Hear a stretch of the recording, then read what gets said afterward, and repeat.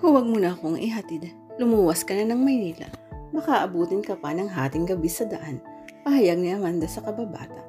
Katatapos lang ng kanyang klase at naroon sila sa labas ng gate ng paaralan. Sus, walang anuman yun sa akin. Nakapagpaalam naman ako kay Isabela. Mahigpit ka rin niyang ipinagbilin sa akin. But I insist na umalis ka na. Pagpupumilit niya. I'm afraid na hindi kita susundin. Pagmamatigas ni Carlo. Napabuntong hininga na lamang siya. Kung sa bagay advantage sa kanya ang gagawin itong paghatid sa kanya bago ito lumuwas ng Maynila. Isa pa na sisinag niya sa mukha ng kababata na ito ang masusunod at walang kwentang pag-aalala niya rito. Okay, Eugene. Good na sisiyang bulalas ito. Aktong ipagbubukas siya ni Carlo ng pintuan sa front seat nang maagaw ang kanilang atensyon ng pamilyar na kotse. Pumarada ito sa tabi ng kotse ni Carlo. Mahigit ni Amanda ang hiniga ng ilawa ng kotseng iyon, ang bulto ni Bernard. Tiyak ang bawat hakbang nitong lumapit sa kanilang dalawa ni Carlo.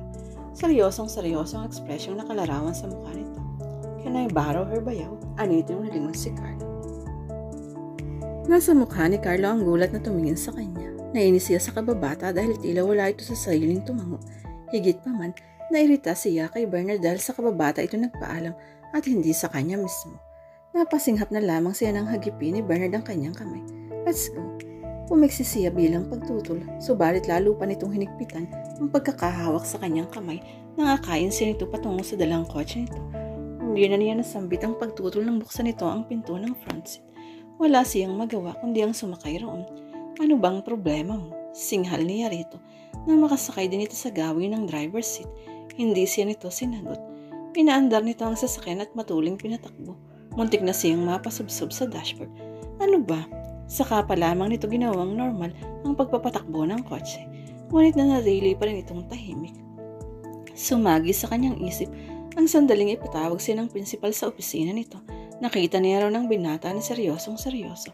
Sumakay sila sa kotse nito na palaisipan sa kanya kung saan siya nito dadalhin. It seemed na mangyayari na naman ang ginawa niyang pakikiusap dito. Sometimes she couldn't understand it. Bernard is unpredictable. She sighed inwardly. Bilisan mo ba ako dadalhin? By the way, bakit ka narito? Akala ko ba'y malinaw sa ating dalawa na hindi na tayo dapat magkita? Pumiyok siya sa huling tinurong. Tila ito na rin ang hindi nakatiis. Hinahinto nito sa tabi ng aspaltadong kalsadang minamanehong kotse. Binasag nito ang pananahimik. For your first question, muli kitang dadalhin sa Manila. Sa pamilya ko. Sa pamilya mo? Gulat na wika niya. But, wait, I'm not yet finished. For your second question, I'm here dahil sa ikalawang pagkakataon ay muli kong iaalok sa iyong aking pangalan. Hinugot nito sa bulsa ang pula at maliit na kahon. Sa harap niya ay binuksan iyon. Tumambad sa kanyang paningin ang isang kumikinang na gintong singsing na may brilyanteng nasa ibabaw niyon. Pumilis ang pagpinting ng puso niya at halos kumawala ang puso niya sa dibdib. Nahigip nito ang kanyang kamay at isuot sa isang daliri niya ang singsing. No, this is wrong. Saka pa lamang siya nahimasmasan nang rumistro sa kanyang balintataw ang mapanguyam ng ngiti ni Tricia. Aktong huhugutin niya ang singsing sa daliri, ngunit napigilan siya ni Bernard. This is right, Han, but you're getting married, for God's sake, kaya pwede ba huwag mo akong paglaruan? Nagalit-galitan siya. Muli sumiryaw sa mukha ni Bernard. I'm not playing with you. It's true that I want to marry you, and I want you to be the mother of my children. Oh, Bernard, akala ko ba'y naging malinaw na sa ating dalawa ang lahat? There's no future between us. Nahihirapang sambit niya. Remember the barrier between us, ang magiging anak mo sa kanya. But I have no obligation to her. Nangunot ang noon niya. She's caught by Dave Wilderman. At tila naintindihan ng binatang pagkagulo ng mukha niya. He have a sigh. It's all a lie. Niloko lamang ako ni Tricia. I'm stupid dahil muntik na niya akong mapaniwala na anak ko ang ipinagbubuntis niya. How did you know na hindi mo anak ang pinagbubuntis niya? Itong usisa niya. Thanks God, I have Isabella as my sister and my savior.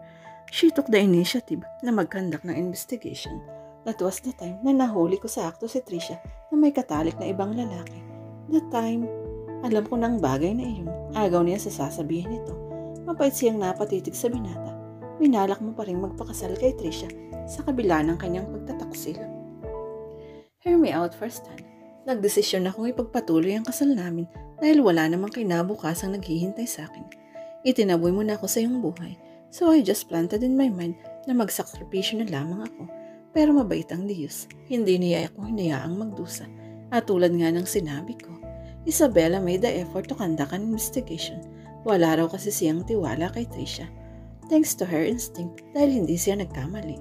Matapos ang paliwanag na iyon ay ginagap nito ang kanyang palad. I'm her again in your life, begging for your love, begging you to love me. Bumilis ang pintig ng puso niya. You don't need to do that. Batid mong nag-iisa ka lamang sa puso ko.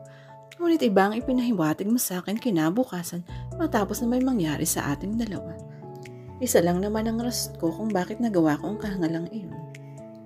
I want you to live my life for the future of the child.